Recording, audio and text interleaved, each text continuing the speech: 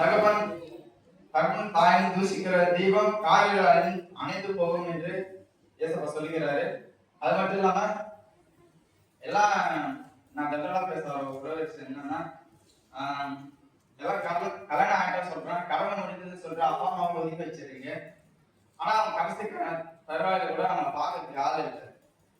ஒரு விஷயம் நான் என்ன சொல்ல வரேன்னா, ஒரு தாய் வந்து ஒரு பணக்கார மகன் வந்து ஒரு தாயை வந்து மலை தேசத்துல விட்டு வரப்பான்.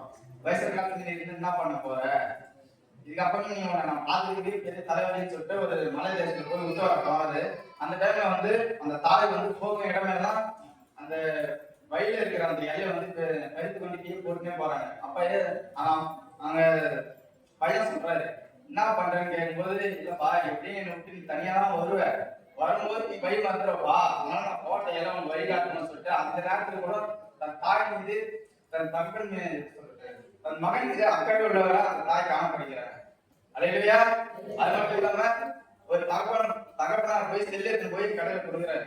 சரி என் செல்லுல எதாவது பிரச்சனை இருக்கான்னு கேட்கிறாரு. அப்ப அந்த தகப்பனார் அந்த செல்லுக்காரன் சொல்றான், உன் செல்லு நல்லா தான் இருக்கு, உன் செல்லுல எந்த பிரச்சனையும் இல்லைன்னு சொல்லும் போது அப்ப சொல்றாரு, என் பையனுக்கு கல்யாணம் ஆகி 1 வருஷம் ஆகுது, இது வரைக்கும் ஒரு போன் கால் கூட இருக்குன்னு சொல்லும்போது அப்ப அந்த தகப்பன் உள்ள எவ்வளவு வேதனைப்பட்டு நீங்க நினைத்து பாருங்க. அதாவது நீங்க உங்க தகப்பனையும் உங்க அம்மாவை நீங்க எப்படி கீழ் பண்ணிருக்கீங்களோ அது மாதிரி உங்க மாமியாருக்கு நீங்க கீழ் படிக்கணும். அது மாதிரி நீங்க சொல்றது என்னன்னா, உங்க அப்பாவுக்கு நீங்க எப்படி கீழ் படிக்கணும், அது மாதிரி உங்க மாமனாருக்கு நீங்க கீழ் பண்ணி நடக்கணும். கத்திரிக்கை சொல்லலாம் படி பார்த்தோம்னா தாய் தகப்பனை வந்து அடிக்கணும் கல்லே இருந்து கலவ போறாங்க. இப்ப வந்து சண்டை வாங்கினா இப்ப டைவர்ஸ் கொடுத்து தனி கொடுத்துட்டு போயிடுறாங்க. உண்மையே இல்லை, நான் சின்ன பையன் தான், எனக்கு தெரியாது சொல்றேன். பழைய படி பார்த்தோம்னா தாய் தகப்பனை அடிச்சுனா கல்லே இருந்து போடுவாங்க. அதாவது ஏழை குடும்பத்துல வந்து தேவன் சபிச்சாரு. ஏன்னா அந்த குடும்பத்துல வந்து வயசு இல்லைன்னு சொல்லிட்டு இயேசுவை சபிச்சாரு. இயேசு வந்து தாய் தகப்பன்னு சொல்லிட்டு கணவன் மட்டும் சொல்லல, அதன்படி வாழ்ந்து காட்டுட்டு அந்த கட்டளையை நிறைவேற்றி கொடுத்தார்.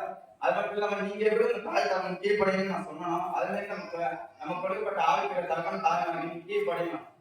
2 தீமோத்தேயு 4ஆம் அதிகாரம் 2ஆம் வசனத்தை மட்டும் எங்க வருங்க படிங்க.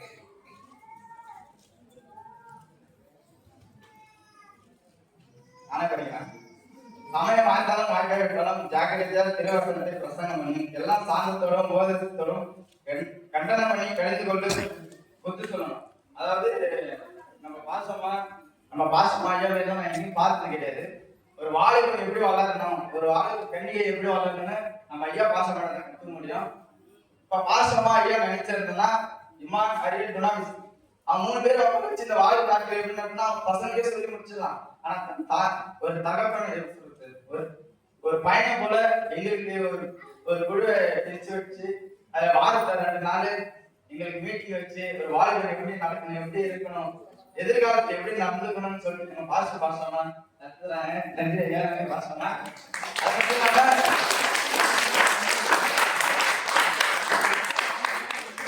அது மட்டும் இல்லாம இப்ப நீங்க வெளியில வேலைக்கு போயிட்டா அங்க சபைக்கு போறீங்க, ஆனா அங்க வந்து கற்றுக்கொள்ளுதல் உபவாசம் இருக்காது. கற்றுக்கொள் உபவாசம் இருக்காது. தெரியும் பார்க்க சுத்தமா வச்சு ஆயிட்டுப்பாங்க. நீ ஆசீர்வாதமா இருப்பா, நம்ம கூட அதாவது பெரிய வாக்குத்தத்தமா வச்சு பண்ணுவாங்க. நீ ஆசீர்வாதம் கூட இருக்கிறாரு, நீ பயப்படாத, உன் கூட நான் வரணும் அப்படின்னு சொல்லும்போது உங்களுக்கு வந்து முகமாட்டு தான் சந்தோஷமா இருக்கும், உள்ள சந்தோஷமா இருக்காது. ஆனா ஐயா வந்து சொல்லுவாரு, நீ எப்படி இந்த வயசுல எப்படி போகணும்னு சொல்லிட்டு ஐயா இந்த வயசுல எல்லாமே சொல்லுவாரு.